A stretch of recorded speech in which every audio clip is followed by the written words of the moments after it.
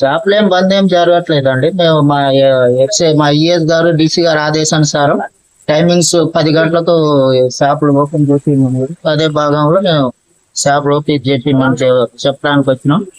ఇంతకుముందు ఎమ్మెల్యే గారు 1 గంటకు దిమ్మని చెప్పారంట. అయితే మేము మా ఈఎస్ డీసీ గారికి కూడా వాళ్ళ దృష్టికి తీసుకెళ్ళటం జరిగింది.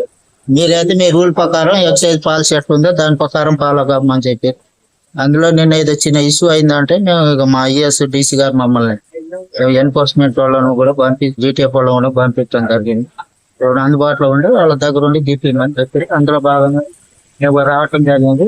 మేము మా పై అధికారుల ఆదేశానుసారం మేము వాళ్ళకు సెక్యూరిటీ చేయడానికి రావడం జరిగింది.